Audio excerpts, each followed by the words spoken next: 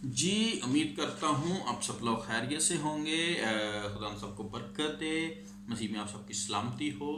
आज जो हम टॉपिक चला रहे थे कि तीसरी जंग अज़ीम, उसका पार्ट 1 है।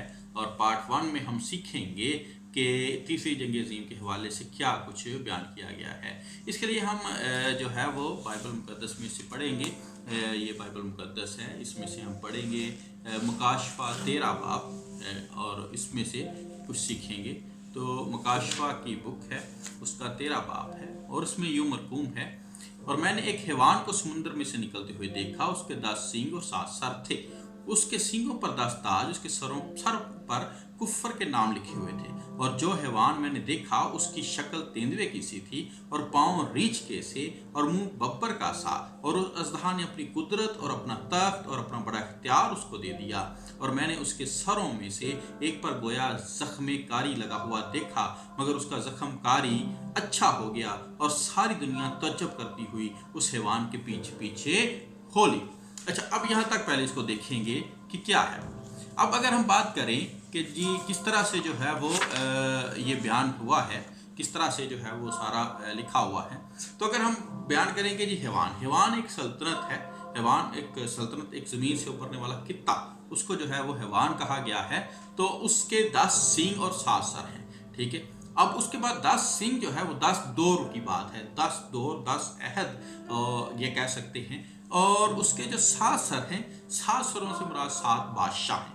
जो 7 बादशाह उस खित्ते में यानी इस दुनिया पर हुए हैं, और वो सल्तनतें उन्होंने रखी हैं, यानी कि 10 सल्तनतें कायम हुई 7 बादशाहों के दौरों में। और उसमें क्या लिखा है आगे, जो हैवान उसने देखा उसकी शक्ल तेंदुए की सी थी। और जो हैवान है ये, यानी ये जो 7 बादशाह हुए हैं, इन सल्तनतों के ऊपर इन्होंने अपने अपने दौर के अंदर उस सल्तनत पर हुकूमत की है।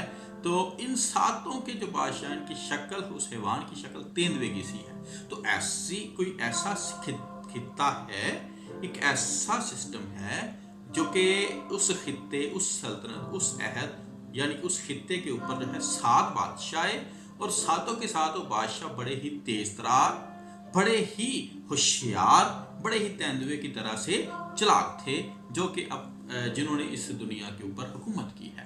तो अब इसके लिए ये जो खित्ता है ना, इस खित्ते को हम समझते हैं कि ये खित्ता वस्त एशिया है, या ये खित्ता जो है ये यहाँ पर मौजूदा जो है वो सऊदीया है, मौजूदा जो है यहाँ पर दुबई है, मौजूदा यहाँ पर जो है वो कतर है, ओमान है। ये सारे वाला एरिया जो है, इसको हम समझते हैं कि ये वाला कित्ता जो है, इस ऊपर 10 दौर गुजरे हैं, और 7 बादशाहों के दौर गुजरे हैं। अब 7 बादशाहों के दौर में देखें कि यहाँ पर अरस्तु भी आया, यहाँ पर रोमन हुकूमत भी आई, यहाँ पर और भी काफ़ी ज़्यादा हुकूमतें मौजूद थी। अब इसी तरह से हम देखेंगे कि इसके पाँव रीछ की मानद। अच्छा, ये रीछ जो होता है, इसके पाँव जो है वो नीचे से नरम होते हैं, लेकिन इसके पंजे बड़े सख्त होते हैं, यानी कि ये किसी को करेदता है तो बड़े अच्छे तरीके से उसको जो है फाड़ डालता है। तो इससे ये साबित होता है कि इसने बड़े आराम से, प्यार से, लेकिन अगले बंदे को खरीद दिया, ख़त्म कर दिया है। तो ये बड़ा मजबूत लेकिन नरम सिस्टम के तहत ये चलता है। ये पाँव रीछ की मानद उस हैवान के हैं, और यानी कि यहाँ पर जो है वो पाँव रखने के लिए जगह है, लेकिन बहुत सख्त है। और ये हमें वाज़ह करता है कि जी ये वही रेतले इलाके हैं, रेतली ज़मीन है, जहाँ के ऊपर जो है वो पाँव तो नरम रखे जा सकते हैं, लेकिन बहुत ही सख्त हालात हैं, बहुत ही सख्त हैं ऊपर से। तो इसके अलावा इसका मुंह बब्बर जैसा है, ठीक है, क्योंकि लिखा हुआ है कि उसकी शक्ल तेंदुए की सी थी, पाँव रीछ के से, और मुंह बब्बर का सा है। यानी इसके अंदर जो भी आप डालें खाता ही जाएगा, जो भी डालें आप खाता ही जाएगा। इसको ये इख्तियार है।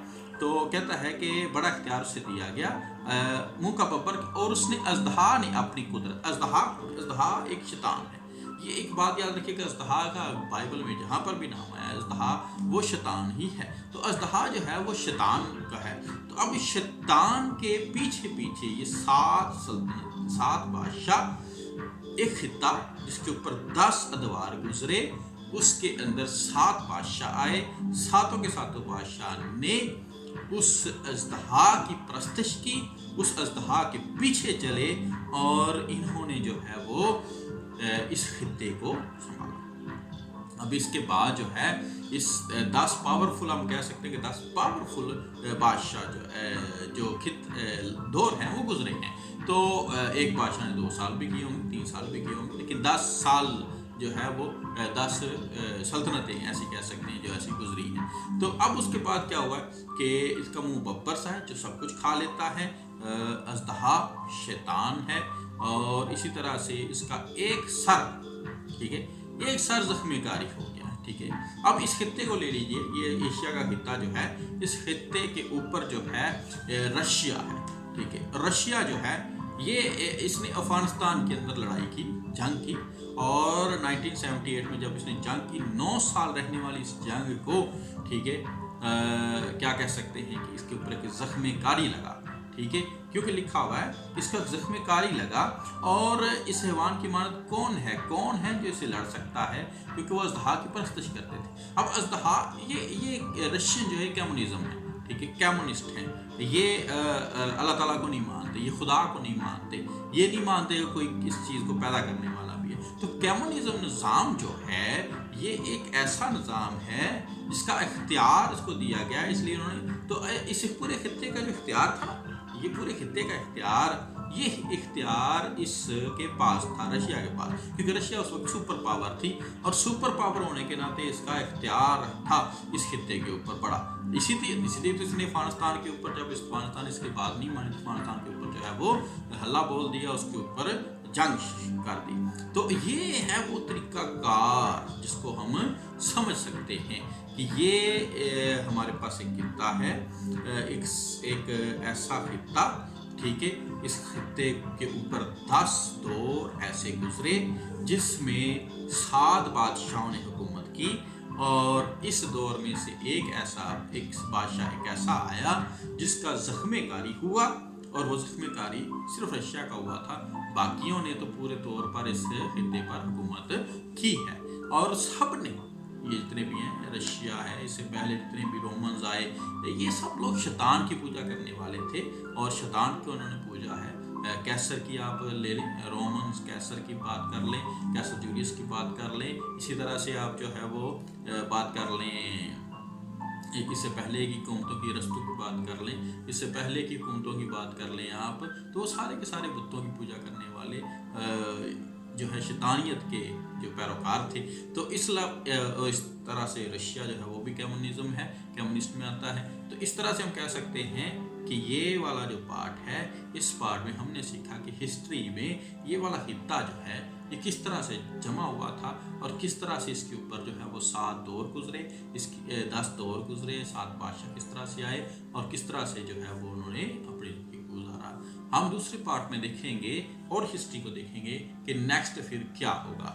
ٹھیک ہے، خدا آپ سب کے ساتھ ہو، خدا سب کو برکت دے. جہاں پر آپ کو کچھ نہ سمجھ میں آئے وہاں پر آپ ضرور مجھے ٹیلی فون پر بات کر سکتے ہیں، مجھ سے بات کیجیے، ہم بات اس پر کریں گے. خدا سب کے ساتھ ہو، خدا سب کو برکت دے.